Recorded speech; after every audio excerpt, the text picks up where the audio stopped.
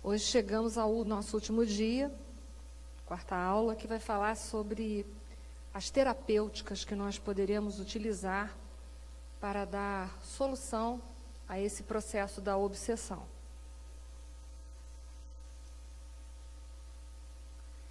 Bom, nós já havíamos na última aula dado uma pincelada sobre a terapêutica que a Casa Espírita oferece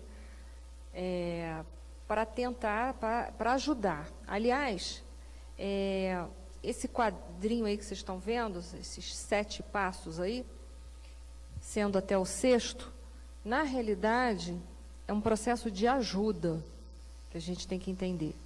Ajuda. Ajuda não é solução.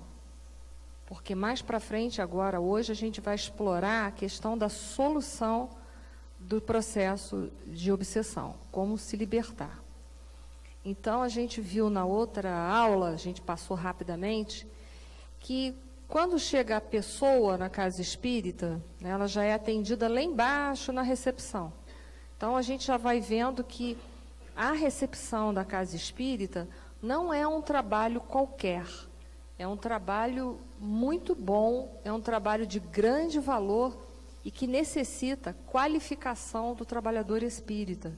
O que é qualificação? Qualificação não é titulação, mas qualificação é ele conhecer a doutrina dos espíritos, porque ele vai estar ali recebendo aquela pessoa que chega aqui com muitos problemas, totalmente mergulhado dentro daquele processo, sem saber muito.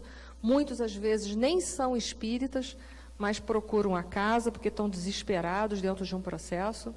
Então, o recepcionista, que a gente nem colocou ali, mas ele é de suma importância porque vai ser ele que vai estar fazendo justamente a função dele de recepcionar, mostrar a casa, quais são as terapêuticas oferecidas, o que a casa está oferecendo, quais são os recursos. Então, a gente já vai vendo que o recepcionista ele é de suma importância. Tem que ser uma pessoa que conhece a doutrina, tem que ser uma pessoa tranquila, uma pessoa calma, uma pessoa que tenha paciência de dar orientação. Porque, como eu disse para vocês, às vezes chega uma pessoa aqui dentro do processo da obsessão, ela está tão mergulhada dentro do processo dela, que você vai falar com ela, ela não vai ouvir nada para você, do que você disse para ela. Às vezes a gente tem que repetir de novo, tem que ter paciência em outro momento, conversar. E, em geral, então, essa pessoa ela é orientada ao plantão fraterno ou atendimento fraterno, que é a mesma coisa, que é a conversa que um tarefeiro da casa vai estabelecer com essa pessoa em particular. Não é uma psicoterapia, é uma pessoa, é um tarefeiro da casa que vai estar dando uma abordagem espírita, uma abordagem evangélica. Ali não é uma sessão de psicoterapia. Se a pessoa precisar de psicoterapia, ela tem que procurar um psicoterapeuta. Então, ali a abordagem é todo fundamentado dentro da doutrina espírita. Então, uma outra colocação é que esse trabalhador ele tem também conhecer bem a doutrina dos espíritos, para poder oferecer com segurança as orientações para aquela pessoa que está chegando. Então, aquela pessoa vai externar todo o problema que ela está vivenciando. Muitas vezes ela vai externar de uma forma confusa, é assim mesmo, a gente às vezes chega, a pessoa fala a coisa toda sem ordem, sem princípio, sem meio, sem fim. Ela está num momento de perturbação, um momento de desequilíbrio muito grande. Então, o atendimento ou o esclarecimento que vai ser dado no plantão fraterno ou no atendimento fraterno tem que ser uma pessoa que conheça a doutrina e principalmente muito de evangelho, porque aquele primeiro momento com a pessoa que chegou enferma na casa, o que ela vai precisar é de consolo. Ela vai precisar de consolo. Uma pessoa que chega num estado de desequilíbrio, não adianta você oferecer 1000 verdades para ela. Você tem que consolar. É uma gota de verdade para um litro de amor, como diz o Chico. Tem que ser nesse sentido, porque ela está desestruturada.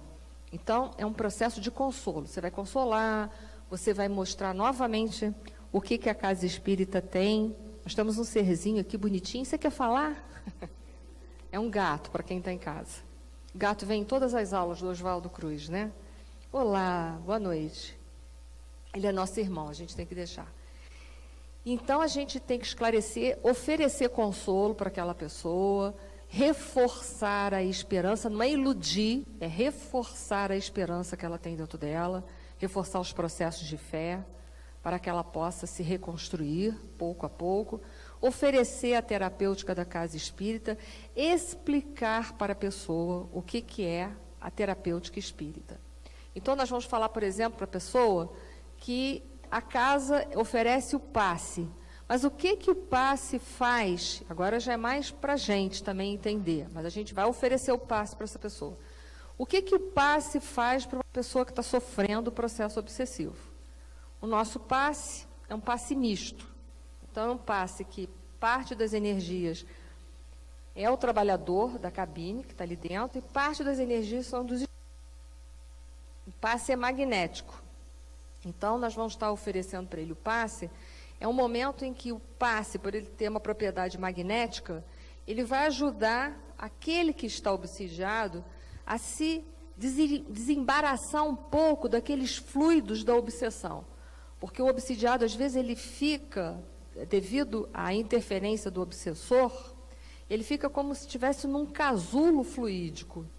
Então, o passe, ele vai ajudar a fazer a limpeza dessas ligações, dessas formas de pensamento, que, como a gente viu, alguns problemas são auto-obsessão, ou alguns problemas são obsessão de encarnado para encarnado. Então, ele está numa psicosfera toda conturbada. O passe vai ajudar a equilibrar mais, a fazer uma limpeza desses fluidos deletéricos que estão ao redor dele, não permitindo que ele tenha um raciocínio mais claro. Mas entenda, o passe vai ajudar.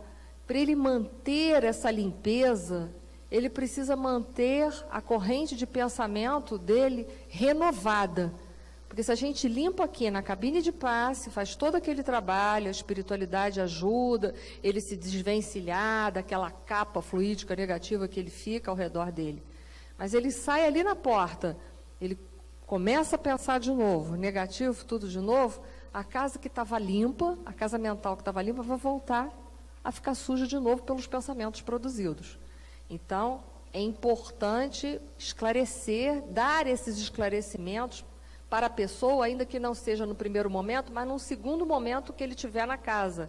E porque a pessoa que chegou, a gente, no atendimento fraterno, vai oferecer os trabalhos, mas vai continuar a se colocar à disposição. Porque, às vezes, a pessoa precisa conversar para ter algum outro esclarecimento que ela está com dificuldade. Então, no primeiro momento, a gente oferece o passe, sabe que é para isso que serve o passe. A gente vai ensinar para ela também, ela criar o hábito de oração na vida dela. E um desses hábitos pode começar pelo culto do lar, que, independente de religião, vamos supor que a gente esteja atendendo uma pessoa que seja de outra corrente filosófico-religiosa. A gente pode passar o culto do lar para essa pessoa? Pode e deve. Por exemplo, se ele for católico, ele pode usar, por exemplo, o Novo Testamento. É uma coisa que nós conhecemos também. São as palavras de nosso Senhor Jesus Cristo, vai estar ajudando ele. Então, a gente vai buscar semelhanças, vai auxiliar ele, vai explicar como ele faz. Por quê? Porque esse momento, esse encontro do culto do lar, vai ser muito importante para a espiritualidade amiga ajudá-lo a manter-se equilibrado e ajudar a manter o lar equilibrado. Porque num processo obsessivo, quem está sofrendo processo obsessivo, essa casa também está contaminada. Tem um todo. Então, a gente vai fazer com que esse indivíduo, pelo menos uma vez na semana, ele crie o hábito da prece. É claro que a gente vai falar com ele também, que não pode ser só esse um momento da semana. Mas, se ele já implantar o culto do lar, já vai ser um grande passo que ele vai estar dando na vida dele. Porque é um momento em que a gente está se conectando com a espiritualidade maior. Isso independente dele ser espírito ou não. Porque a bondade, a misericórdia de Deus é sem fronteira religiosa. Então, a gente vai explicar a ele o que é o culto do lar, vai adaptar a realidade dele, e é o momento que ele vai ter.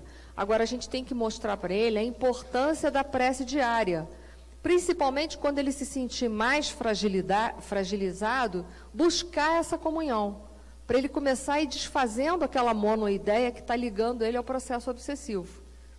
Então, a gente deve mostrar a importância da prece para a pessoa no dia a dia. A gente costuma também indicar pequenos livros de bolso, pode ser Minutos de Sabedoria, do Pastorino, ou uma obra da Joana de Ângeles, ou qualquer outra, que seja livrinho de bolso, que tenha mensagens consoladoras, para que quando ele se sentir fraquejando lá no meio do dia, não está conseguindo mais manter uma coerência de pensamentos, não consegue manter o pensamento alinhado corretamente, com bons pensamentos, para que ele abra numa pequena página e faça uma pequena leitura, porque a questão é começar a cortar a ligação com o obsessor, ou cortar aquela ligação de pensamentos que não são bons, que não são positivos para a pessoa que está nesse processo. Podemos também e devemos pedir à pessoa para, quando ela vir na reunião pública, ela trazer uma garrafinha para fluidificar. Geralmente a gente aqui já tem umas ali atrás, ó. Ficam para que ele possa levar, porque como a gente viu, quando eu dei as primeiras aulas que nós falamos sobre o trabalho do Dr. Emoto, que nem é espírita, é apenas um pesquisador, o quanto que a água é um elemento magnetizável, o quanto que a água sofre influência dos nossos pensamentos. Então, a água vai ser fluidificada, a espiritualidade vai colocar propriedades medicamentosas, terapêuticas, diretamente relacionado àquela pessoa. Então, é uma garrafinha de água para aquela pessoa que está sofrendo o processo de obsessão. E a reunião pública? A gente até estava falando no outro dia, para que serve a reunião pública? A reunião pública ela é muito importante. Além dela trazer subsídios, palavras do Evangelho, trazer esclarecimentos, trazer informações que são de suma importância para a pessoa, é um momento em que a pessoa sentada ali, ela está tentando focar na palestra, é um momento em que ela vai estar cortando, ainda que seja 1 hora, mas cortando um pouco o vínculo com o obsessor, que é 1 hora que ela está se esforçando, pelo menos, para se concentrar nas palavras do orador. Então, é de suma importância. E depois ela vai para a Câmara de Passe, vai reforçar o trabalho do passe, se bem que a gente aí sentado, ó, já está recebendo passe, se precisar.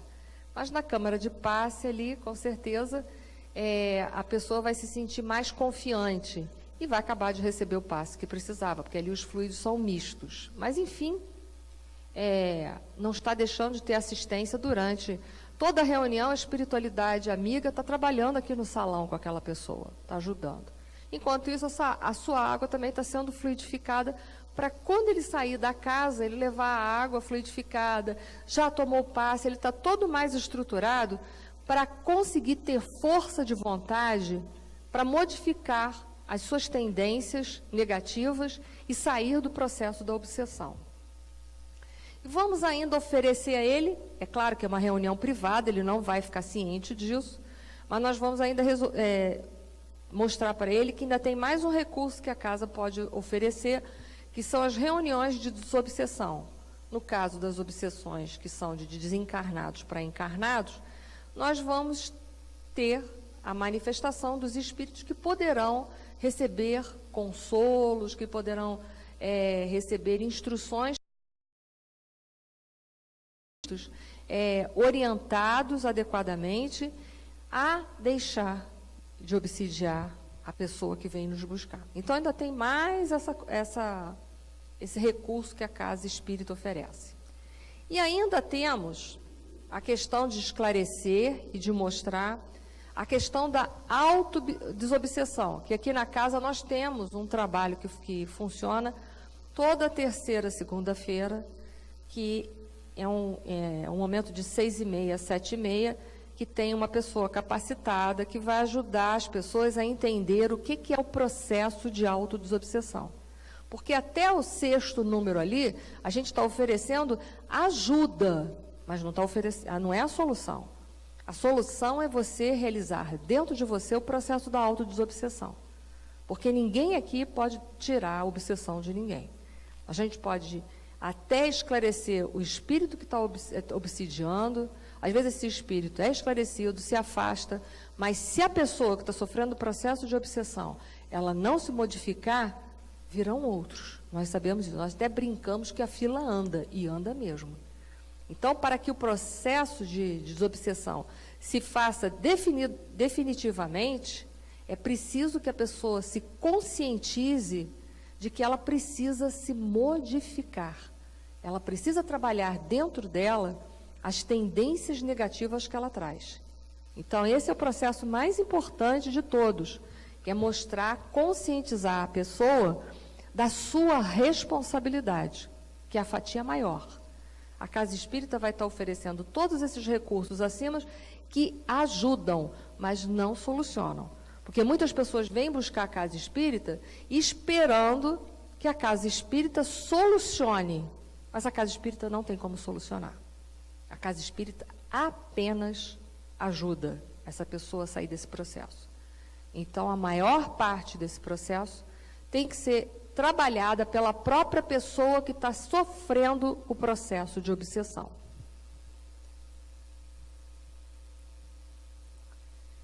Bem, nós vimos que os obsessores, quem é ele? O obsessor pode ser alguém encarnado e desencarnado. Isso é a parte mais importante. Mas que o obsessor, né, visível ou invisível, como coloca ali no livro Seara dos Médiuns, na verdade, os obsessores somos nossas próprias obras. Por quê?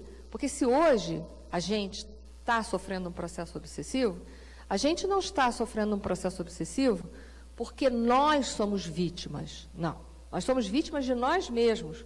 Porque no passado, nós plantamos espinheiros, não podemos esperar que futuramente venhamos a colher maçãs ou bananas ou laranjas. Aquilo que nós semearmos na nossa vida constantemente será de igual maneira aquilo que vamos colher, mais cedo ou mais tarde. Então, é importante entender, mais uma vez, se nós estamos sofrendo um processo obsessivo, a causa disso tudo somos nós mesmos que, em algum momento da nossa vida, nós cometemos erros, que até a gente ainda falou que é o famoso pecado. Ah, erro é pecado. Mas lembra que eu falei com vocês? A palavra pecado significa errar o alvo. E se nós fomos criados por Deus simples e ignorantes, é natural que no nosso processo de aprendizado, que são as reencarnações, ora nós vamos acertar, ora nós vamos errar. É natural. Então, cometemos os erros? Cometemos, mas vamos nos conscientizar desse processo e vamos corrigir. Não adianta a gente ficar se culpando. O processo é tomar consciência do erro e consertar aquilo que nós fizemos de errado. Então, não adianta se vitimizar. O processo é arregaçar as mangas e trabalhar. Então, o Emmanuel fala, obsessores visíveis e invisíveis são nossas próprias obras, espinheiros plantados por nossas mãos.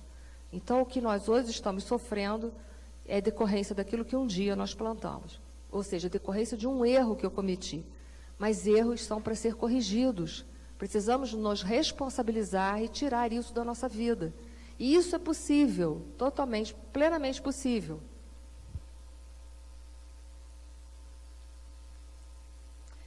Bom, para nós consertarmos aquilo que nós fizemos de errado em algum momento, ou ainda estamos fazendo, nós precisamos realizar uma coisa chamada autoconhecimento e reforma íntima. Não vale só se conhecer, porque só se conhecer não é suficiente. Se conhecer é detectar que tem algumas coisas, mas detectar que tem algumas coisas erradas e não fazer nada por esse erro, não vai adiantar nada. Então, por isso nós precisamos do autoconhecimento e da reforma íntima, que é um processo dinâmico, e um processo que não pode parar. É um processo que tem que ser feito todo dia. Então, vai requerer da pessoa trabalhar persistência. Porque se a gente vem em muitas vidas cometendo os mesmos erros devido ao nosso comportamento, à nossa personalidade, não vai ser de uma hora para outra que a gente vai tirar esse comportamento do automático. Aliás, tirar as coisas do automático é muito difícil. Então, vai requerer de nós muita atenção, muita vigilância. Vigiai e orai. Vai precisar de muita vigilância. Então, tem que ser um processo dinâmico. Vai precisar de vigilância, vai precisar de perseverança. É um processo que vai vai exigir de todos nós muita perseverança. Muitas pessoas falam assim, mas se eu errar de novo? Ué, segue aquela música brasileira.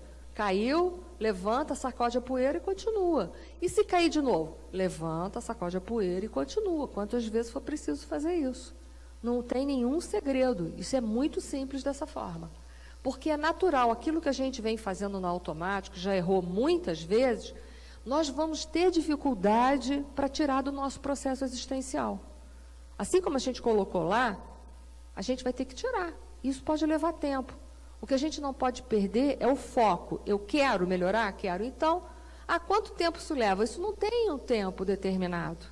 Às vezes, tem coisas que a gente acha que vai levar muito tempo e quando a gente vê, já fez. E tem coisa que a gente acha que vai solucionar logo e que demora, às vezes, anos da nossa vida. O importante é não perder o foco. Dentro das obras básicas, nós temos duas questões que trabalham a questão do autoconhecimento e da reforma íntima. Uma é 919, que Kardec perguntou qual o meio prático mais eficaz que tem um homem de se melhorar nesta vida e de resistir à atração do mal. Kardec era um homem muito objetivo. Olha só, ele quer um meio prático. Não adianta oferecer para ele uma técnica que você tem que fazer pós-doutorado para entender. Não, ele quer algo que seja acessível para todo mundo fazer, que qualquer um, em qualquer lugar, possa fazer. Então, ele pergunta, qual é o meio prático, mas eficaz? Não adianta também me dar uma técnica que é rápida, mas que não tem eficácia é zero. Não, qual é o meio prático e eficaz que tem de melhorar-se nessa vida? E resistir à atração do mal. Ou seja, resistir às tentações. O que é tentação, gente? O que é tentação? Vou dar uma definição, vocês me dizem se concordam ou discordam. Tentação é vontade de fazer de novo. Né? Não posso comer chocolate, mas não posso ver um chocolate que me dá uma vontade de comer de novo. Né? A tentação é isso, é vontade de fazer de novo. Por isso que eu falei, a gente tem que vencer o automatismo, que não é fácil. Acostumados que estamos, às vezes, a tantas reencarnações, de agir da mesma maneira, de ter o mesmo comportamento diante das situações, a gente vai se ver tentado a fazer da mesma forma que sempre fez.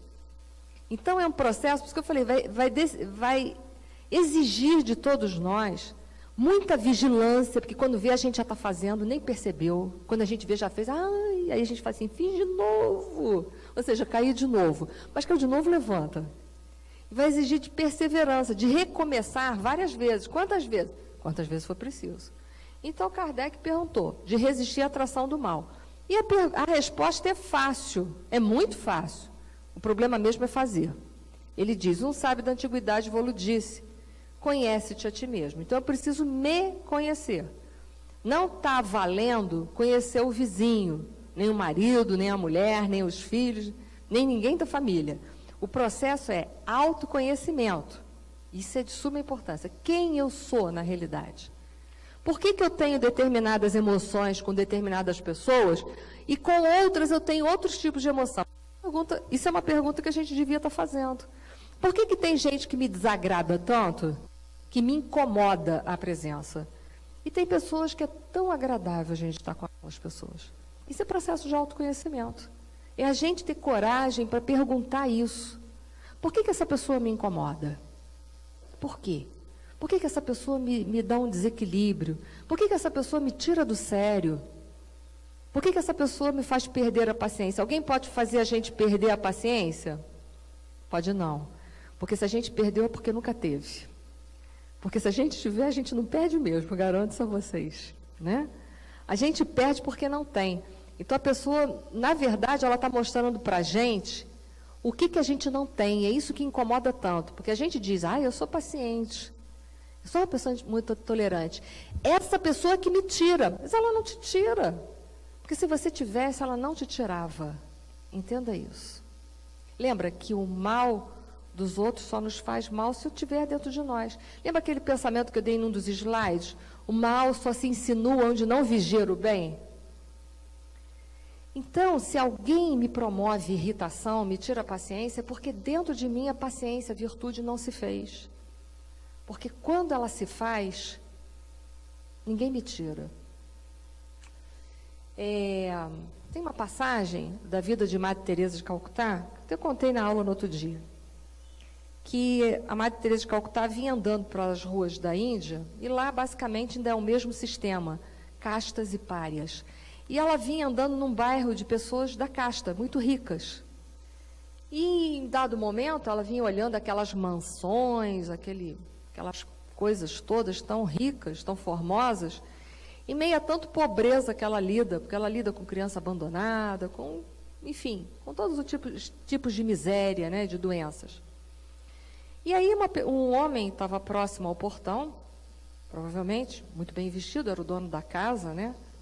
E ela então foi falar do trabalho que ela realizava e foi pedir a ele ajuda, porque ele tinha dinheiro. E ela estendeu a mão para ele: o senhor poderia me ajudar com as minhas crianças? E o homem cuspiu na mão dela. Imediatamente ela botou aquela mão para trás e falou assim: tudo bem, isso aqui é para mim, mas o que o senhor tem para as minhas crianças? Imagina que a gente teria essa nobreza da alma. A gente ia perder a paciência com aquela pessoa. Perder não, porque a gente não tem. Ela mostrou o que é paciência, porque ela é uma das pacificadoras. Lembra as bem-aventuranças, fala dos pacíficos e dos pacificadores? O pacífico é aquele que está realizando, está trabalhando a paciência dentro dele. O pacificador é aquele que já a paciência está instalada. Ele é um multiplicador, ele é aquele que vai educar a multidão a ter paciência.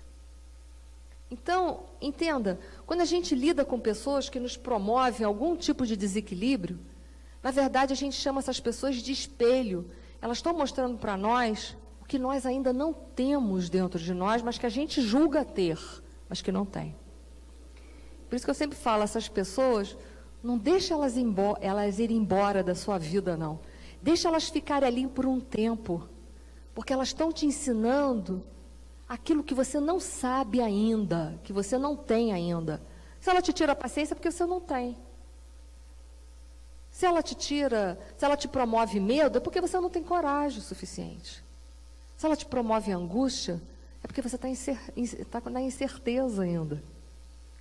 Então, não se afasta desses educadores que a vida coloca na nossa vida. Essas pessoas são de suma importância, porque elas vão mostrar para nós o que nós precisamos trabalhar dentro de nós. E isso é autoconhecimento. E é claro que São Agostinho, logo na seguida, 919, letra A, ele ensinou para a gente uma forma que ele fazia. Mas isso eu vou deixar como trabalho de casa, para vocês pegarem, abrir o Livro dos Espíritos, questão 919, letra A. São Agostinho ensinando como ele fez o processo de autoconhecimento e reforma íntima. Porque ali ele não só se prendia a se autoconhecer, mas ele também fazia daquilo ali um grande ensinamento para ele se reformar. O que ele tinha que melhorar no dia seguinte? Ele olhava o que ele tinha errado e no dia seguinte ele fazia a reforma, ele melhorava. Ele botava em prática o autoconhecimento dele.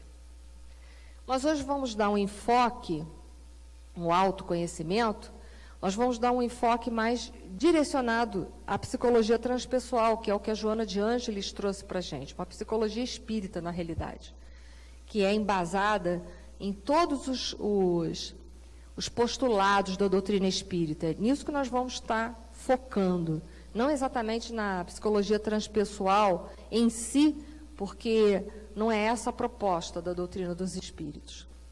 E Joana de Ângeles, num livro, Momentos de Meditação, capítulo 4, ela diz que o ego é a herança do primarismo animal a ser direcionado. E aí ela vai dizendo que o ego vai sendo construído lentamente no processo da evolução do ser, que começa do átomo, conforme atesta as questões 540, até o arcanjo, até o anjo.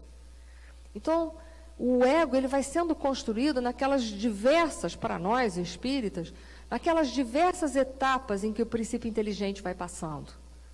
E quando ele, então, desabrocha definitivamente na nossa existência, nós ganhamos uma consciência egóica, que é uma consciência de comparação, que a gente vai ver daqui a pouquinho. O ego, voltando, o ego é a imagem que eu construo a meu respeito, ele diz respeito à personalidade. E o self é a minha realidade espiritual, ele diz respeito à minha individualidade. Vamos dar um exemplo. Eu estou Enir, mas eu não sou Enir. Eu sou um espírito imortal que já tive várias vidas. E ainda vou ter muitas outras vidas. Então, momentaneamente eu estou Enir, personalidade, Enir. Mas, na verdade, eu sou individualidade, eu sou um espírito imortal, que tem muitas vidas. Eu sou muito mais do que Enir. Eu tenho a somatório de várias experiências. Momentaneamente eu estou. Então, o ego é essa personalidade de superfície. É aquilo que momentaneamente, é uma roupa que momentaneamente a gente veste. Eu estou vestindo hoje a personalidade, eu estou com essa personalidade, eu estou Enir, mas eu não sou. E o ego, como eu disse para vocês, ele trabalha com comparação, que é de suma importância o processo da comparação. Sem comparação, sem discernimento, sem consciência. Nós despertamos por comparação. A consciência é você ter exatamente a percepção de que você é um indivíduo, e que o outro é o outro. Isso é consciência. É ter a percepção da individualidade. Então, a nossa consciência, ela nasce egóica, porque a gente tem que fazer esse discernimento. Quando a gente nasce, a nossa consciência nasce também o discernimento do eu e do tu. Porque há uma separação. Eu entendo que eu sou eu, Lorena é Lorena. E acabou. Somos distintas, não somos a mesma coisa. Então, a consciência egóica, ela é muito importante, porque ela vai nos permitir nos destacar. É aí que há o processo de individualização. Nós nos individualizamos. Lembra que o princípio inteligente, ele estagia em vários reinos? E quando ele vai justamente para o reino hominal, ele se individualiza. Para ele se individualizar, ele tem que ter essa noção, eu e tu. Isso é muito importante. É importante de início, para a gente realizar um processo de individualização nosso. Então, essa consciência egóica, ela é uma consciência que ela trabalha com a proteção e com a comparação. Tudo nós comparamos no nosso mundo. É uma consciência de julgamento. Pode ver, a gente vive colocando isso é certo, aquilo é errado. Eu sou bom e o outro é mau. Eu sou forte, o outro é fraco. É uma consciência dualista. Por isso que a Joana de Ângeles diz que essa consciência egóica, ela te leva para uma ilusão da dualidade, para a ilusão dos opostos. Mas, inicialmente, isso é importante para a gente poder entender que nós somos individuais. Nós somos individuais. Eu sou eu, é você. Mas ela também é uma consciência que tem uma outra finalidade, de proteção. Só que a proteção que a gente conhece até o momento são as proteções instintivas. Estamos ainda com muito instinto, porque o reino anterior era o reino animal, em que a gente, para se defender, para se preservar, para se manter, a gente tinha os instintos, que dava todas as condições para a gente se manter dentro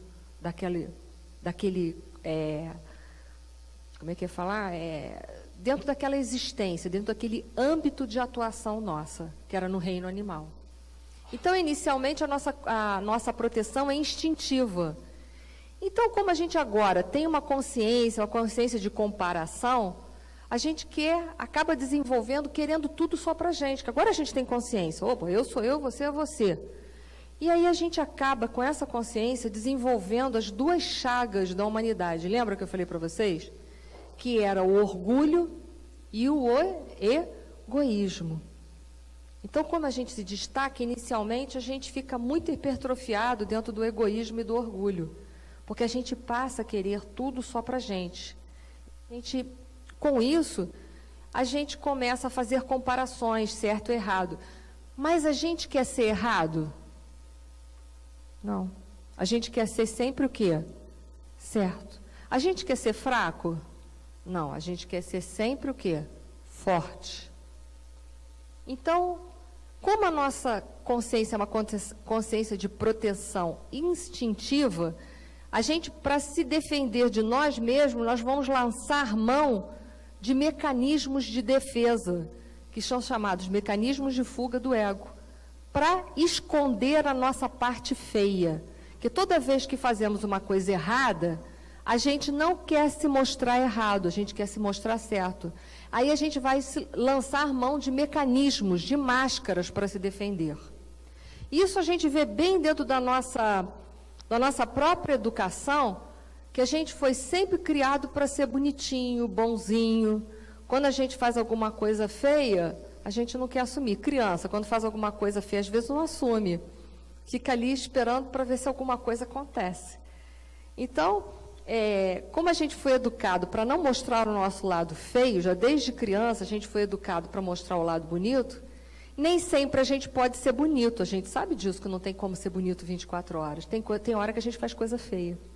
O que a gente faz? Para a gente não mostrar que a gente tem coisa feia, a gente faz o quê? Coloca máscaras para ninguém ver. Só que com isso, a gente, colocando máscara, a gente está abafando alguma coisa, não é? Vamos supor que o meu rosto seja um rosto muito feio.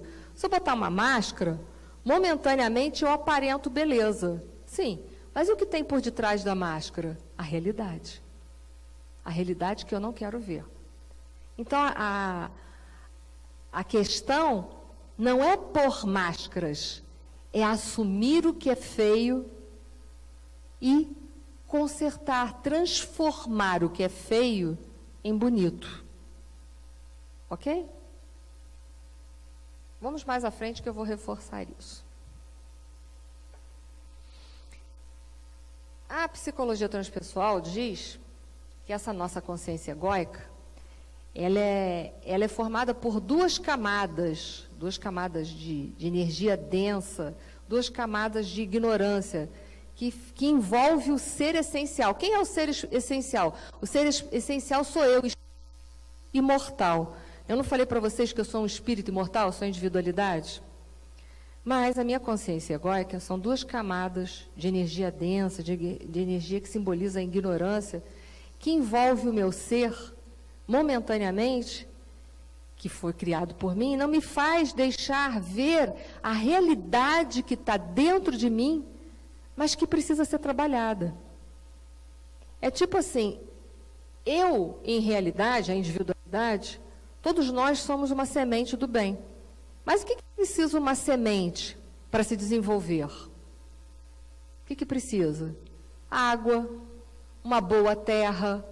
Então, precisa de uma terra que não tenha mato, que não tenha pedra, uma terra que seja nutritiva. Só que quem tem que dar a água, a boa terra, a condição de umidade e a condição de calor para aquela semente se desenvolver? Eu, o proprietário da semente. Porque, em essência, todos nós somos filhos do amor, somos filhos de Deus. Mas para que essa essência possa se desenvolver dentro de nós, nós precisamos dar condição a ela. Só que, ao invés da gente dar condições, muitas vezes a gente cada vez mais abafa essa condição que a gente traz dentro da gente. E o que abafa essa semente a crescer é a nossa consciência egóica, que a gente vai ver de que ela é formada. A psicologia transpessoal diz que a camada mais interna, ela é chamada de negatividade do ego ou de desamor. E uma camada mais externa, que é aquela que a gente mostra para a sociedade, ela é chamada de pseudo-amor e de máscaras do ego. Então vamos ver o que tem a primeira camada, a negatividade do ego, para a gente poder fazer a faxina. Vamos lá. E que é chamada também de desamor. E aí a gente pergunta, eu tenho uma camada de desamor dentro de mim? Não parece combinar com quem é egoísta, né? Mas o egoísmo seria uma camada de desamor? Poderia ser essa a primeira pergunta. E a gente vai ver que aquela negatividade do ego é uma camada constituída de ódio, de egoísmo, de orgulho, de revolta, de raiva, de mágoa, de ressentimento, angústia, depressão, ansiedade.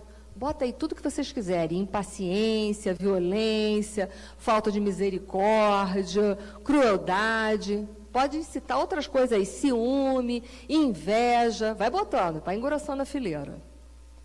E aí ele chama essa camada de uma camada de desamor. Ora, mas isso é simbolismo de que eu me desamo? Vamos dar um exemplo. Quando eu sinto raiva, quem é a primeira pessoa a ficar suja pela raiva? Quem é? Eu. A pessoa que produziu o sentimento. E pode ser que nem tenha a segunda pessoa. Porque se eu estou com raiva, eu estou com uma impaciência, vamos supor em cima da Lorena, vou usar ela de bode expiatório. E eu falo asperamente com ela. Mas se ela estiver bem sintonizada, na sintonia do amor, o que vai acontecer? Ela não vai falar asperamente comigo, nem vai se afetar com a minha impaciência.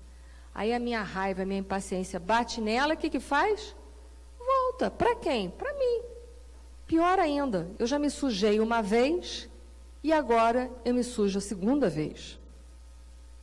Então veja, cada vez que eu tenho qualquer um desses daqui, ó, uma mágoa, um ressentimento, uma angústia, uma impaciência, qualquer coisa, a primeira pessoa a ser atingida por tudo aquilo ali sou eu, e pode ficar por ali mesmo. Por isso que a psicologia transpessoal chama isso de uma camada de desamor. Se a gente possuir um daqueles vícios ali, porque eu não botei todos, mas pode botar outros, pode colocar outros. Mas se eu possuir um daqueles vícios, eu estou me desamando e produzindo esse processo dentro de mim. E a questão é, não me respondam, por favor. Vocês têm algum daqueles ali? Não me respondam, por favor. Mas se a gente tiver só um daquele ali, é o suficiente. Vocês estão rindo, né? É o suficiente para a gente se desamar. E aí, como a gente não quer ser feio, porque a gente vai mostrar para os outros que a gente está com raiva? Não, porque vão falar que, mas que espírito é esse que tem raiva? Espírita não tem raiva, né, gente? Não tem mágoa, não tem ressentimento. Vai mostrar isso para os outros? Aí a gente não quer mostrar para a pessoa que a gente está afetado por um daqueles ali. Porque é feio. Como é que você pode ser espírita e ter mágoa dentro do seu coração? Como é que você pode ser espírita e não perdoar o outro? Como é que você pode ser espírita e ser impaciente? E aí eu vou, para aliviar, eu vou voltar lá no Evangelho segundo o Espiritismo, capítulo 17, em que os Espíritos nos informam. Reconhece o verdadeiro espírita pelo esforço em que ele emprega em domar as suas más inclinações. Então, não se reconhece o verdadeiro espírita pela perfeição moral, né? Vou repetir de novo, para vocês terem certeza. Se reconhece o verdadeiro espírita pelo esforço em que ele emprega em domar as suas más inclinações. Isso ali é má inclinação? Então, veja bem, não se reconhece o verdadeiro espírita pela sua perfeição moral. Por quê? Porque ele não tem. Ele não tem. Nós somos espíritos imperfeitos? Somos. Terceira ordem. Então, somos espíritos ainda suscetíveis de toda aquela lista lá e fora o que eu não coloquei. Nós somos suscetíveis. Mas se reconhece o espírita quando ele está tentando, quando ele está olhando e sabe dali daquela lista o que ele tem, ele sabe o que ele tem, e ele está se esforçando, dando tudo dele para tirar, para transformar isso dentro dele. Que é aquela pessoa que cai, mas levanta, sacode a poeira e continua. E se cair de novo, o que ele faz? Levanta, sacode a poeira e continua. Então, é um indivíduo que ele tem noção do que ele tem que trabalhar dentro dele. Qual é a fragilidade principal que tem dentro dele? Qual é o desamor que ainda habita dentro dele? E ele vai olhar para tudo isso, vai identificar, mas vai transformar. Porém, nem todo mundo está a fim de transformar tudo isso. Aí, o que acontece? Nós não temos aquela camada mais externa? São as máscaras do ego. É claro, olha só. Se eu tenho algum daqueles sentimentos feios, em geral a gente é educado ao quê? Escamotear, esconder o que é feio dentro da gente. Mas para a gente esconder o que é feio, a gente tem que botar alguma coisa em cima, não tem? Se essa mesa é ruim, eu vou botar uma toalha bonita nela. Para quê? Para não mostrar que ela está toda ruim. O que a gente faz? Bota máscaras, várias máscaras. Tem gente que tem máscara para ir trabalhar, tem gente que tem máscara para ir para a vida social, tem gente que tem máscara para vir para a casa espírita, tem gente que tem máscara para tudo. E essa gente, às vezes, é muita gente, vamos ser sinceros. E aí a gente tem que descobrir se a gente bota máscara. Em casa eu sou uma pessoa e na rua eu sou outra? Se for, eu tenho alguma máscara. Porque eu tenho que ter a cara de casa, eu tenho que ter a cara da rua. A minha cara não pode ser diferente em casa, da rua ser outra cara. A minha cara tem que ser igual. Porque senão, chega em casa, a gente bota a máscara atrás da porta, escolhe qual que vai vestir. Aí põe, entra. Aí quando sai, deixa aquela, põe a outra. E sai, mas não reconhece o verdadeiro espírito pelo esforço que ele emprega em domar as más inclinações? Você está tentando domar as más inclinações e não está botando máscara. E Jesus já andava voltas com as pessoas mascaradas. Lá do tempo dele, quem eram os mascarados? Que ele falava muito no Evangelho o tempo todo. Alguém lembra? Quem era? Lembra? Começa com F. Os fariseus. Que eles aparentavam uma coisa, mas eles eram outra coisa. Eles ficavam presos aos cultos, às coisas, às formalidades, toda aquela pompa externa, mas eles não olhavam para dentro deles mesmos. E por eles não olharem para dentro deles mesmos, eles não amavam o próximo. Tanto não amavam o próximo que eles largavam o próximo para lá. Por isso que Jesus falou da parábola do bom samaritano, que era para sacudir eles. Porque usou justamente o samaritano, que eles tinham raiva, não suportavam os samaritanos. Foi uma provocação. Foi para, acorda, meu filho. Acorda aí. Vocês estão pregando uma coisa e vivendo outra. É isso que vocês estão fazendo. E em diversos momentos, Jesus apertou o parafuso dos fariseus. Quando eles iam reclamar que os apóstolos iam para a mesa comer e não lavavam a mão. Aí Jesus, o que Jesus falou? O problema não é o que entra pela boca, mas é aquilo que sai dela, porque aquilo que sai dela, o coração está cheio. E é verdade. Mostrando mais uma vez, olha a máscara. Você está tão preocupado com o que você vai colocar para dentro, mas você não está preocupado com o teu comportamento, com aquilo que você externa 24 horas. Que é isso que vai te comprometer nas reencarnações. É a forma com que você se comporta com relação às outras pessoas, é isso que vai te comprometer. É isso que vai fazer com que você crie elos, vínculos com o teu obsessor. É isso que vão criar os obsessores. Porque é o teu comportamento que vai gerar a obsessão. O obsessor, ele trabalha com o que nós temos de negativo dentro de nós. Ele não coloca nada negativo que nós não tenhamos. Lembra? O mal só se insinua onde não vem o bem. O obsessor não vai colocar impaciência dentro de mim se eu não for impaciente. Ele não vai colocar mágoa no meu coração se eu não tiver mágoa.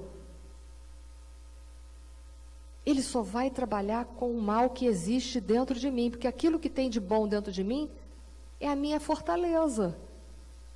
A obsessão não é um processo do mal, digamos assim? Se ele é um processo do mal, ele tem que trabalhar com o mal que tem dentro de mim. Lembra que eu falei para vocês que a obsessão era uma sintonia moral? Para a gente não confundir sintonia com simpatia? Porque a gente acha que simpatia é tudo aquilo que nos agrada. Enquanto uma pessoa simpática me agrada, aí a gente fala que a gente tem sintonia com o obsessor, a pessoa fala assim, não tem simpatia nenhuma pelo meu obsessor. Não, não tem. Ele não é uma pessoa simpática a você, mas você tem uma sintonia moral. Por quê? Ele vai trabalhar, o mal que há nele é um mal semelhante em você, e é com isso que ele trabalha. Por isso, para fechar as portas da obsessão, nós precisamos trabalhar com os vícios que existem dentro da nossa alma. Nós precisamos transformar os vícios em virtudes. Isso é fechar a porta. Se eu não fizer isso, eu não fecho as portas, eu deixo elas escancaradas para que outros venham e façam de mim aquilo que eu quero. Vamos ver um pouquinho mais das máscaras, porque são as máscaras que não me permitem ver quem eu sou. Os fariseus eram muito mascarados, por isso eles tinham tantas dificuldades. Tantas dificuldades.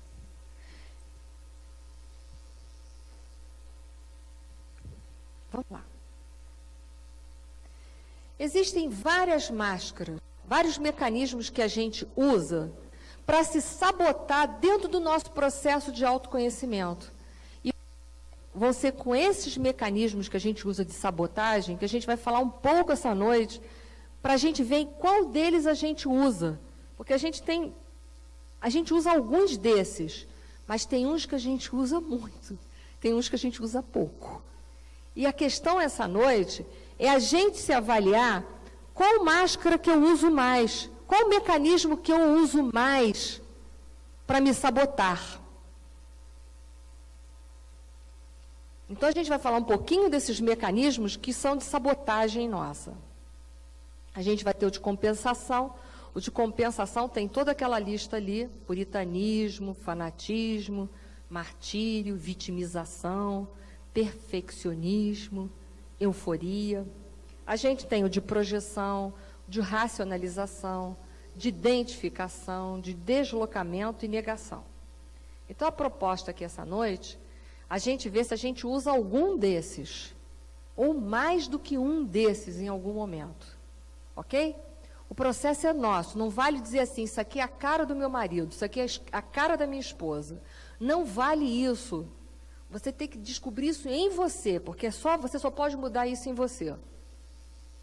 Então, vamos lá. Compensação. O que é mecanismo de compensação que tem todos aqueles outros componentes? Compensa-se um comportamento negativo, substituindo por um outro comportamento aparentemente positivo. A compensação tenta desviar da atenção dos outros, a compensação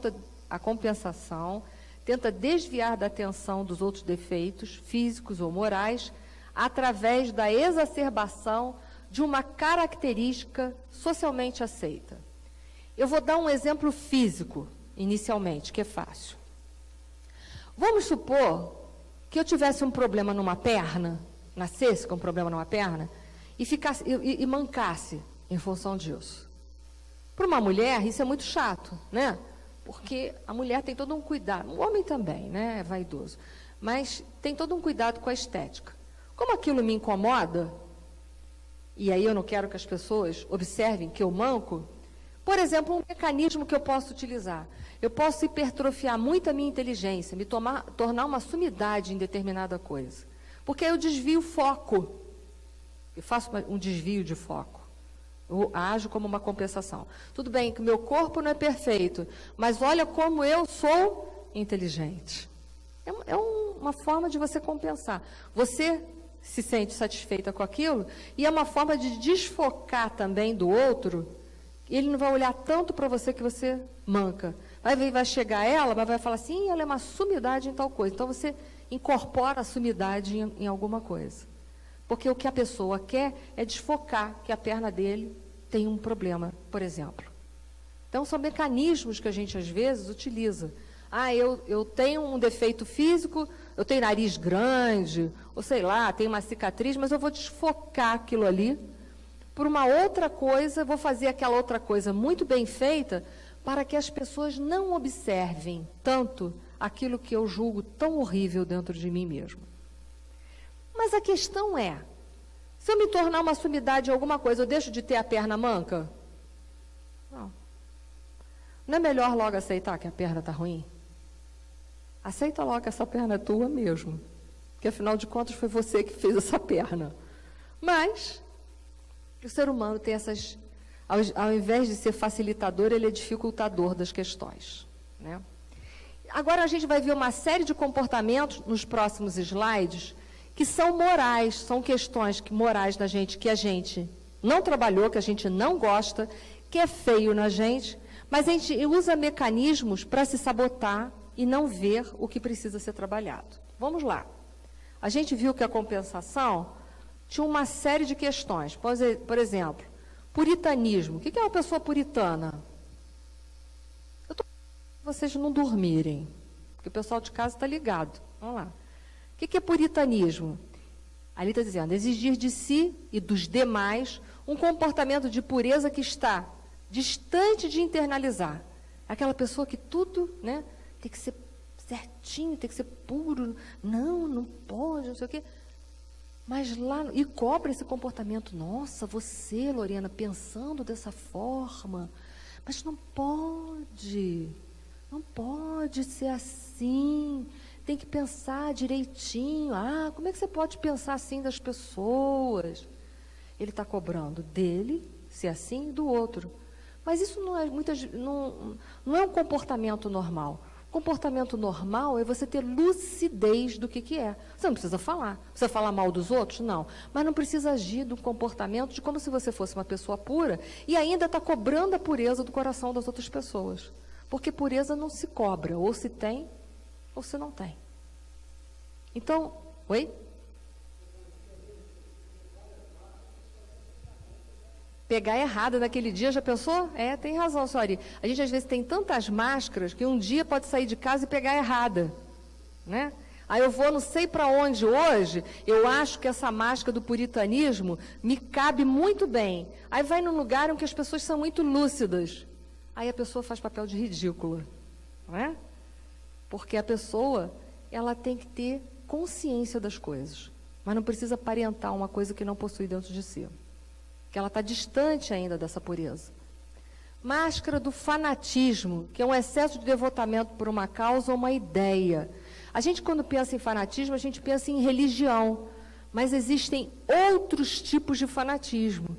Tem fanatismo político, tem fanatismo ideológico, tem fanatismo de raças. Então, tem outros tipos de fanatismos. Mas, toda vez que a gente incorpora esse papel aqui de fanático, é porque a gente ainda não está muito acertado dentro das coisas. Porque não ao fanatismo, mas sim à crença. Existem 3 comportamentos que são equivocados. Por exemplo, a pessoa que só se ama, ela é egoísta. A pessoa que só ama o próximo é exibicionista. A pessoa que só ama a Deus é fanático. São 3 comportamentos equivocados. Até porque, quando Jesus pregou o amor, o que ele disse? Como é que tinha que ser esse amor? Amar a Deus sobre todas as coisas e ao próximo. Então você não podia estar amarrado. Você tinha que estar livre. Ainda mostrou uma coisa.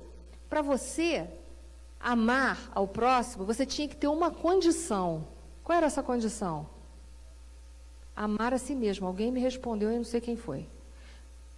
Mas era o amor a si mesmo, que não é o amor encarcerado do egoísta, porque o egoísta ele tem o amor encarcerado. Por quê? Porque ele só quer receber, mas ele não quer dar. Então ele tem um amor encarcerado. O amor, ele tem que ser livre, tem que ser um livre fluxo de dentro para fora e de fora para dentro no nosso coração. É isso que nós chamamos de alto amor. O alto amor é aquele que eu me gosto, eu me respeito, eu sei quem eu sou, mas eu também gosto e respeito o outro porque eu sei que o outro é tão importante quanto eu mesma. Isso é alto amor.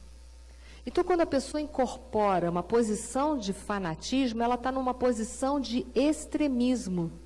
Ela está indecisa. Ele só ama a religião. Como é que ele só pode amar a religião? É muito farisaico isso. Ele só ama a religião, mas não ama o próximo. Então, ele está encarcerado. Ele está numa postura que não é uma postura religiosa, mas é uma postura patológica. E é por isso que hoje, no século XXI, nós vamos ver indivíduos que matam os outros porque não é da mesma religião que ele, porque ele é um fanático. Então ele não entendeu que o amor tem que ser um amor universal. Amar a Deus exatamente significa você amar universalmente, sem fronteiras de religiões, de ideologia. Aliás, as religiões, elas não podem simbolizar guerras, mas elas têm que simbolizar o amor ao próximo.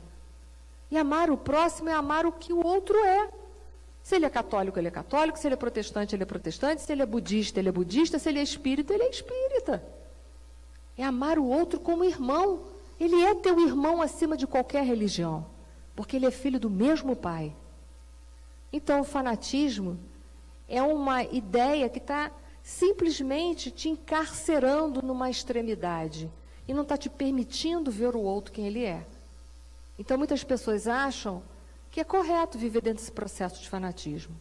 Quantas pessoas estão de domingo a domingo dentro da casa espírita? Isso é ser espírita? Desculpe a sinceridade. Não, estou falando de nós mesmos. Não estou falando da gente. Vamos lavar a nossa roupa. Isso não é ser espírita.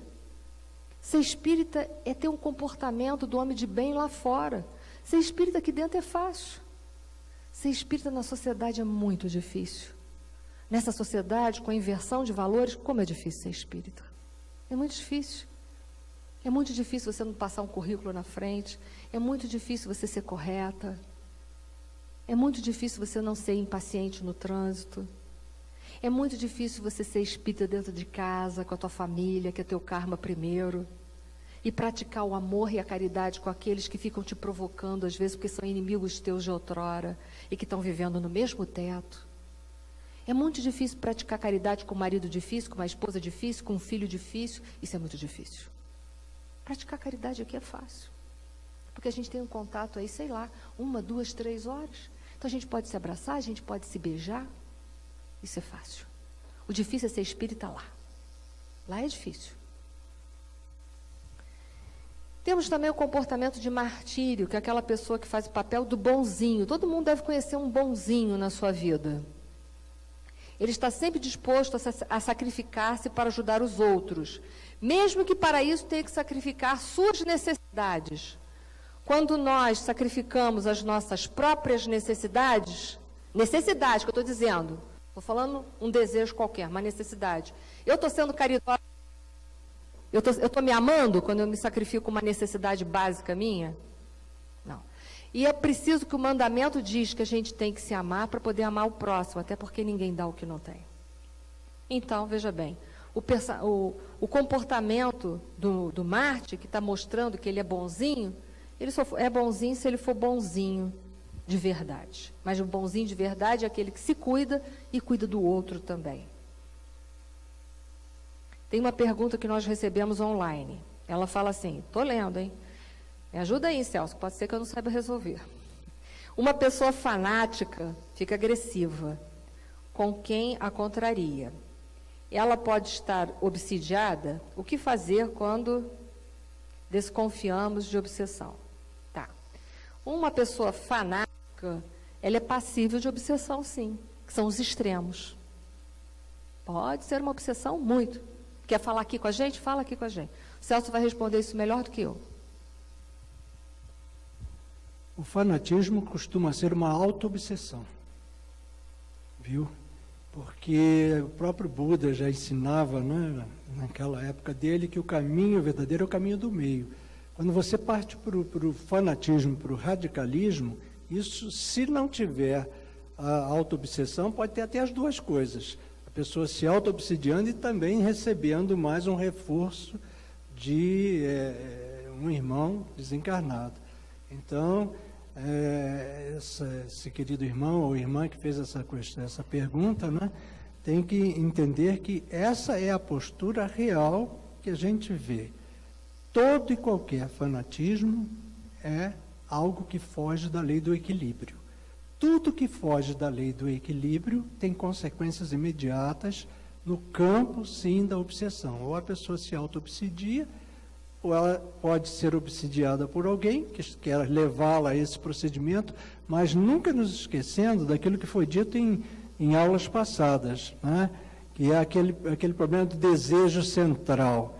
Você já tem uma certa tendência para isso. Então, os nossos irmãos que querem nos infligir algum tipo de sofrimento, analisando a nossa tendência ao fanatismo, ao radicalismo, né, sugerem essa postura para a gente, então, né, criar problemas para nós mesmos, para os outros, perante as leis divinas, né? E temos que atentar, porque isso está muito atuante hoje em dia. A gente nota muito opiniões fanáticas em todo o campo, principalmente no político. Então temos que nos preocupar, porque está tendo assim um arrastamento, sabe, obsessivo, que está levando uma grande parte da sociedade a trocar, sem se conhecer, essa faixa vibratória que ela assimila, que ela se deixa levar tranquilamente, porque já tem essa tendência, esses desejos centrais ali dentro dela, né, proporcionando esse impulso infeliz, do qual um dia cada um de nós terá que dar conta, né? Foi bem reforçado. Essa pessoa pode estar também, como o Celso falou, influenciada, que tudo que leva para os extremos não é bom. Diz que Buda pregava o caminho do meio, para a gente chegar a uma postura. Quando a pessoa é fanática, ela pode já estar até sofrendo um processo de fascinação, se for uma obsessão que está sendo reforçada por fora, né? Lembra quando a gente falou da fascinação, é quando a gente perde o senso crítico? A pessoa fanática perdeu o senso crítico, o senso moral de que nós somos filhos de Deus, e começa a partir com violência para que você aceite a ideologia dela. Pode ser política, como o Celso falou, que a gente está vivendo um momento muito sério no nosso país, que a gente precisa trabalhar com fé, porque se a gente fica muito ligado nesses noticiários o dia inteiro na televisão, começa a ter uma desesperança muito grande na gente, que é o que as trevas querem, trabalhar com a desesperança. A gente olha e fala assim, esse Brasil não tem jeito mesmo, eu já vejo gente falando assim. Espírita até, que sabe que o Brasil tem uma missão muito importante. E aí começa a falar, esse Brasil não tem jeito. O que começa a plantar e minar dentro da gente? Desesperança. Dali é um passo para a gente ficar obsidiado, que a gente começa a ficar enfraquecido, começa a se deixar arrastar, começa a fazer qualquer coisa, começa a não se policiar. Nós tomamos conhecimento através de um companheiro que já desencarnou, Geraldo Guimarães, e essa fonte veio do Divaldo, que mais ou menos, não me lembro mais a época, mas na década de 70, 80, né, passada, aqueles irmãos mais infelizes, dirigentes das trevas, se reuniram para observar qual seria o melhor meio de infligir a obsessão, o sofrimento para nós encarnados. E eles chegaram à conclusão que na eclosão da tecnologia pela mídia, que o melhor seria obsidiar a mídia, porque ao invés deles obsidiar o Celso, a Enir, cada um de vocês, obsidiando a mídia, atingiria milhões de uma só vez. Então, a partir dali, foi uma depravação que ainda hoje vige na mídia, de uma forma geral. Então, nós temos que ter muita preocupação quanto a isso, porque há, através disso, um arrastamento. E esse arrastamento, quando a gente se dá conta, a gente já aderiu e depois para sair é muito complicado, levando em consideração, tá, que a gente se deixa levar pelo pensamento.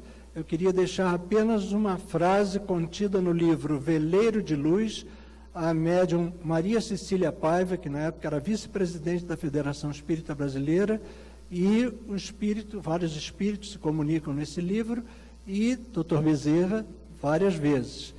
E ele deixa uma frase que a gente tem que meditar profundamente. Cada um de nós possui na consciência um juiz lavrando sentença por cada pensamento emitido. Vou repetir. Cada um de nós possui na consciência um juiz lavrando sentença por cada pensamento emitido. Então não tem nem discussão. Pensou, sentença. Pensou, sentença. Daí a nossa obrigação realmente é vigiar nossos pensamentos para não nos deixarmos levar por esse arrastamento obsessivo que está infligindo a nossa sociedade e, de certa forma, o mundo inteiro, né? Vamos lá. Bem, a gente vai usar, pode usar, outros mecanismos, como a vitimização, que é aquela pessoa que está sempre se colocando no papel de autopiedade. Isso é muito grave a gente se colocar. Lembra que na última aula eu falei com vocês sobre o pensamento, sobre a postura do desculpismo, da gente estar sempre empurrando para os outros todas as responsabilidades das coisas que dão erradas na nossa vida. Nós somos herdeiros de nós mesmos. Não devemos assumir um pensamento de culpa, jogar 100% da responsabilidade de uma ação na gente, e nem muito menos se utilizar de uma postura de vitimização ou de desculpa, de culpar as outras pessoas 100%. A personalidade do homem de bem, ou o comportamento do homem de bem, é aquele que vai assumir o seu papel. O que me cabe dentro dessa relação, seja ela qual for, de marido, de mulher, de filho, de seja lá o que for?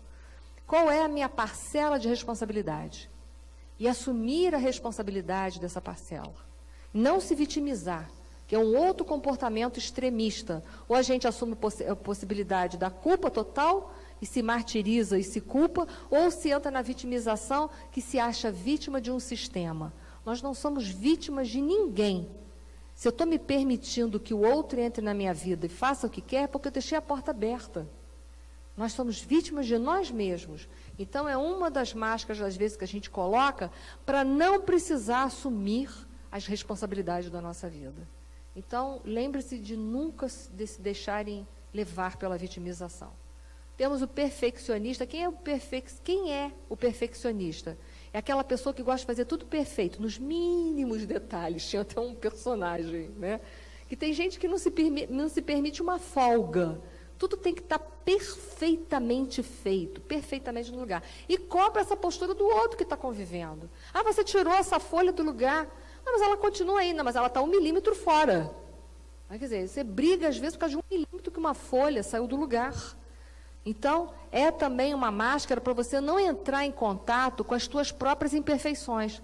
Que enquanto você está trabalhando uma perfeição externa, uma perfeição aparente, você não está entrando em contato com as imperfeições que tem dentro de si, que é o caso do puritano. Ele está trabalhando com as perfeições externas, trabalhando com as purezas externas, mas ele está esquecendo de limpar o coração dele. Que quando ele está cobrando a purificação do outro, se ele está cobrando é porque ele está vendo que o outro está sujo, não é? Se ele está vendo que o outro está sujo, só tem 2 possibilidades para ele. Ou ele também está sujo, ou ele já teve um dia, ele sabe o que é sujeira. Mas se ele está cobrando a limpeza de uma forma muito rígida, é porque ele ainda não limpou o terreno dele. Porque quando a gente limpa o nosso terreno, a gente não cobra com crueldade a limpeza do terreno do outro. Por quê? Porque a gente sabe que há tempo e há hora. E a gente vai só ajudar, estender uma mão para ele ter forças para limpar o terreno interno dele. Então, esses comportamentos a gente cobra dos outros porque a gente está cobrando aquilo que não faz. Então, a gente está cobrando a perfeição dos outros porque a gente não quer lidar com o que há de imperfeito dentro de nós. Nós estamos cobrando a pureza dos outros porque a gente não quer lidar com as impurezas que existem dentro de nós. E temos um outro comportamento, que é um comportamento muito social e que às vezes é muito aceitável nas rodas, que é o comportamento de euforia, que é aquelas pessoas que são eufóricas. Viu aquelas pessoas que ficam eufóricas com tudo, dá gargalhada 24 horas? Gente, vamos ser sinceros, que ninguém pode ser eufórico 24 horas. A euforia já é patologia. Ninguém pode sorrir 24 horas. Até porque nós estamos numa condição de espíritos imperfeitos e até porque moramos num planeta de provas e expiações. Então, todo mundo aqui, ou todo mundo que está assistindo a gente, passa por provas e expiações. Então, esses comportamentos de euforias, que muitas vezes são produzidos, promovidos, com recursos de álcool, de drogas, de festas, de compras, de sexos e etc., é um comportamento extremista. Você está mostrando algo para uma pessoa para ocultar dentro de si mesmo que existe uma grande tristeza, um grande pesar, uma grande frustração interna. Você não é satisfeita com você mesma. Essa é a verdade. Esses comportamentos são todos comportamentos de apresentação, mas não representam um comportamento de estruturação. São comportamentos que você apresenta para não mostrar a desestrutura que tem dentro de você mesmo. Então, vamos lá. Isso aqui é uma pincelada, tá, gente? O que é o comportamento de projeção? Isso aqui também a gente faz muito. Também conhecido como transferência. Leva o indivíduo a interpretar ao pensamentos, sentimentos e atitudes de outras pessoas em função das suas próprias tendências. O ego reprime os seus conflitos de personalidade, projetando-os em outras pessoas. Sabe aquela pessoa que vê o mal dos outros o dia inteiro? Um exemplo. Ih, fulano de tal, mas é tão arrogante. Já viu? Tem gente que vê tudo defeito. Um é arrogante. Mas por quê? Fala nisso o dia inteiro. Todo mundo é arrogante. Aí chega alguém, não gosto dessa pessoa. Por quê? Mais um arrogante chegando. Né? Muitas vezes simboliza a projeção de nós mesmos. Lembra que eu falei que a gente, às vezes, reclama do comportamento do outro, mas, na verdade, o outro está espelhando aquilo que eu preciso modificar dentro de mim. Então, cuidado quando a gente começa a encontrar muita gente arrogante, muita gente impaciente, muita gente vítima, que pode ser que a gente esteja incorporando esses personagens, mas como a gente não consegue ver, Deus manda para nós vermos nos outros, para ver se a gente identifica aquilo dentro de nós. Dá uma pincelada, tá? Racionalização. O indivíduo busca justificar quaisquer pensamentos, sentimentos ou ações que julgou inaceitáveis, mediante motivos justos, aparentes, que são mais toleráveis do que os verdadeiros. Lembra que eu falei para vocês que quem se justifica não se modifica? Esse é um comportamento muito presente na nossa vida. Da gente fazer assim, por exemplo. Mas eu sou dessa forma porque os meus pais erraram na educação. Né? Lembra que eu dei esse exemplo para vocês em uma outra aula? Eu só tenho esse comportamento porque meu pai e minha mãe não souberam, eles são dessa forma, eles me fizeram dessa forma. É porque a educação deles não foi boa nesse sentido e eu acabei sendo dessa maneira. Mas olha só, gente. Se eu sou capaz de identificar que meu pai e minha mãe erraram num processo de educação da minha vida, se eu sou capaz de enxergar isso, é porque eu sou capaz de modificar. Então, sem vitimização, levanta, sacode a poeira e dá a volta por cima.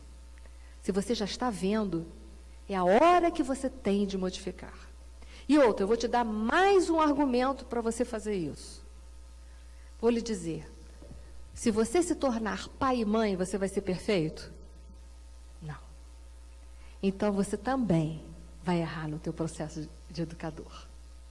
Então, olha só, não cobra dos outros nem aquilo que você não pode dar. Tenha com eles a conduta de misericórdia. Por quê? Porque o seu telhado é de vidro e você precisa de misericórdia também.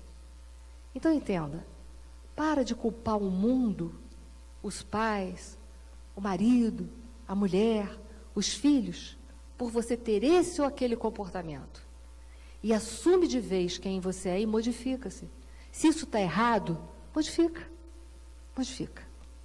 Porque, na verdade, é muito mais fácil criticar do que modificar. Então, vamos assumir um comportamento de mudança e, acima de tudo, um comportamento de misericórdia. Porque nós precisamos da misericórdia alheia e o outro também precisa. Vamos lá. Nós assumimos outras máscaras, outros tipos de comportamento para não assumir aquilo que precisamos modificar.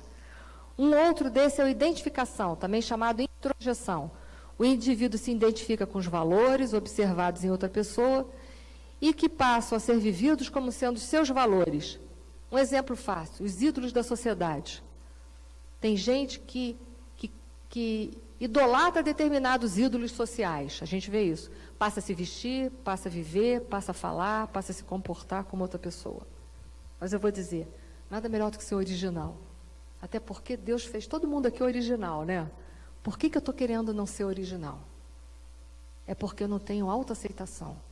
Eu não consigo olhar para dentro de mim e ver que quem eu sou é um somatório na sociedade.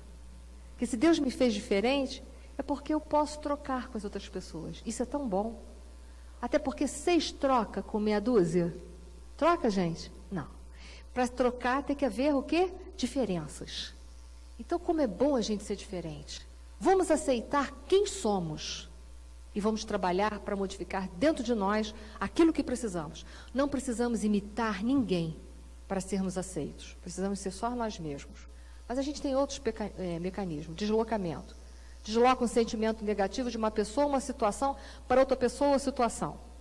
Vamos supor, estou com uma raiva, a Lorena brigou comigo. Eu vou usar a Lorena hoje, é o meu bode expiatório. Lorena brigou comigo, estou com uma raiva, mas eu não posso falar mal da Lorena, porque a Lorena é minha patroa, vamos dizer assim. E aí, se eu reclamar com a Lorena que ela me irritou, eu corro o risco de quê? Ser mandada embora. Aí eu não posso, eu tenho uma vontade de falar mais verdade para ela, mas eu não posso, porque ela é minha patroa, ela vai me mandar embora. Aí eu chego em casa, bato a porta, pá! Como se a porta, eu estou descontando na porta toda a frustração que eu tive com a Lorena. Ou eu chego em casa e vou lá para o meu marido e falo, xingo ele, reclamo qualquer coisa para ir à forra. Mas, coitado do marido, ele não tem nada com isso, porque o meu problema é com a Lorena. Na verdade, o meu problema é comigo. É a forma com que eu não sei, a minha incompetência de lidar com a Lorena. Essa é a verdade. Porque eu não sei lidar com as diferenças. Eu não sei lidar com o comportamento dela. Eu não sei lidar com essa diferença. E aí eu fico frustrada, mas com ela eu não posso brigar.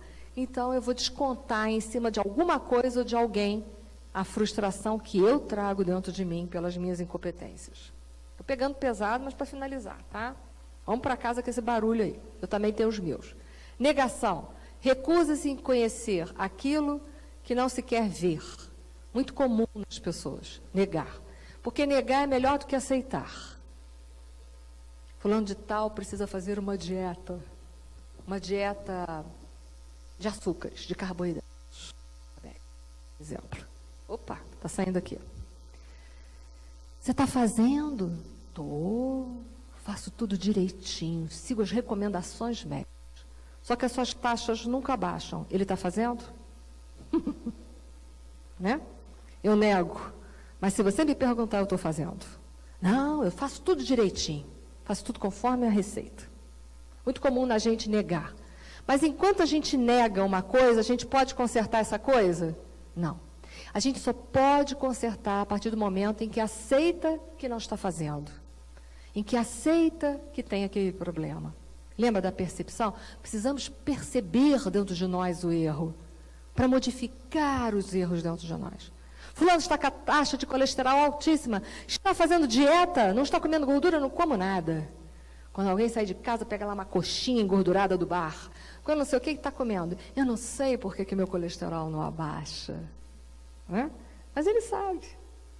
Mas ele não quer assumir. Enquanto a gente nega, a gente não modifica. E aí acabou. Né? Em cima de todas essas máscaras que nós podemos estar usando, a hora a gente pode estar negando, não quero ver. Ora eu posso estar racionalizando, estou me justificando, porque eu não quero ver. Ora eu posso estar me vitimizando, porque na verdade eu não quero assumir a parte que é minha. Ora eu posso estar dando uma de puritana, porque eu não quero ver as impurezas que estão no meu coração e que precisam ser tratadas. E aí, enquanto eu não perceber que é o primeiro passo da técnica parda, que a gente já falou sobre isso aqui, eu não vou poder modificar. E se eu não puder modificar? Bom, isso é uma fragilidade que eu vou ter e vai ser a minha porta aberta para a obsessão vir e o obsessor fazer de mim o que quer. Porque o obsessor vai trabalhar com as nossas máscaras, com as nossas imperfeições. É com esse material que ele vai trabalhar. Ele só pode me obsidiar com o vício que eu trago dentro de mim, que pode ser qualquer um aqueles mecanismos ali que eu posso estar usando para não ver o meu vício. Aquilo são mecanismos que eu faço para não ver, para fazer de conta que não existe. Então, a primeira coisa que eu preciso fazer é tirar a máscara. Quem eu sou? Ah, eu sou uma mulher impaciente, eu sou uma mulher arrogante. Ai, que coisa triste. Mas veja, o que você tem de bom? Ah, eu sou uma mulher perseverante. Tenho uma força de vontade como nunca. Opa! Você tem uma força de vontade como nunca? Tenho. Então, beleza. Você vai usar essa qualidade para trabalhar o quê? A imperfeição, que pode ser a impaciência. Porque o processo de autoconhecimento não pode ser um chicote. Eu tenho que fazer uma lista de vícios, mas eu tenho que fazer uma lista de virtudes. Pode ser que a lista da virtude seja menor, não tem problema. Mas vai ser com as minhas virtudes que eu vou trabalhar o quem? Os meus defeitos. Porque se no processo de autoconhecimento você não tiver uma lista de virtudes, você não vai para frente. Você vai ficar parado ali onde você está. Você não vai para frente, você não tem material, você não tem instrumento para fazer transformação. Então, que nós possamos ir para casa hoje, fazer uma lista. O que eu preciso mudar? Isso. Mas o que eu tenho de coisas boas dentro de mim? Isso. Ainda que tenha 2 ou 3 só, não importa, mas tem que ter. E outra, lembre-se, como é que se come um prato sopa quente de sopa? Pelas beiradas. Vai equacionando na sua vida o que for mais fácil primeiro. Porque o que for mais fácil vai te dando força, vai te dando experiência, vai te fortalecendo para você trabalhar o quê? O teu vício mais difícil, mais enraizado. Então não começa logo a meter a colher lá no meio do prato, não, que você vai queimar a boca. Tenha humildade. Lembra que a primeira virtude tem que ser humildade sempre. Tenha humildade, começa por aquilo que é mais fácil. Equaciona o mais fácil primeiro, quando tiver realmente equacionado. Vai equacionar o próximo que é mais fácil. Deixa o difícil por último. Você vai ver que quando você chegar lá, naquele que sobrou, que era o mais difícil, você já está forte, ele já nem é mais tão difícil já. Você vai ver que ele é muito mais fácil. Porque agora você tem subsídios, tem instrumentos, tem virtudes dentro de você para você conseguir. E lembre-se, querem se livrar do processo da obsessão? Tem que fazer autoconhecimento e reforma íntima. O que a Casa Espírita oferece é ajuda. A solução está dentro de cada um de nós. Não adianta vir aqui achar que nós vamos resolver tudo, porque nós não vamos. E nem temos esse poder. Entenda isso. O Pai colocou leis no universo, e são leis que nós não podemos infringir. Que é a lei, uma delas, lei do trabalho e lei do progresso. Só tenho como progredir se eu trabalhar. Trabalho é o quê? Com toda ocupação útil, está lá no Livro dos Espíritos. Trabalho é reforma íntima, é ocupação útil. Se eu quero evoluir, se eu quero progredir, se eu quero sair de uma condição de inferioridade, uma condição de enfermidade da alma ou do corpo, eu preciso trabalhar para sair de lá. Porque a lei de Deus é justa. Nós vamos ter as coisas pelo trabalho, pelos méritos, e não como graças, como a gente estava acostumado na antiguidade. Eu quero ser feliz? Eu tenho que trabalhar para ser feliz. Eu quero ser próspero? Eu tenho que trabalhar para ser próspero. Eu quero ter saúde? Eu tenho que trabalhar para adquirir a saúde. Porque quem é que foi que perdeu a saúde? Quem foi? Eu que perdi. Então sou eu que tenho que ganhar. Então entendam, gente. Vamos para casa hoje pensando nisso. Faça uma lista de coisas para trabalhar. Faça uma lista de virtudes e comecem pelas beiradas. E eu ofereço a vocês, desejo a vocês uma caminhada com Jesus. Muito evangelho. Que para a gente ter força, só se agarrando ao evangelho de nosso Senhor Jesus Cristo. Leia o evangelho todo dia. Um pequeno trecho de manhã, um pequeno trecho ao anoitecer. E lembra, o evangelho é para a gente, não é para o vizinho, não é para o companheiro. O evangelho é para a gente, para ele dar força para a gente vencer a nós mesmos. Porque os culpados de nós estarmos onde estamos, somos nós mesmos. Nós somos os herdeiros da nossa felicidade ou infelicidade. Muito obrigada a todos por me ouvirem. E agora eu passo a palavra para o Celso finalizar.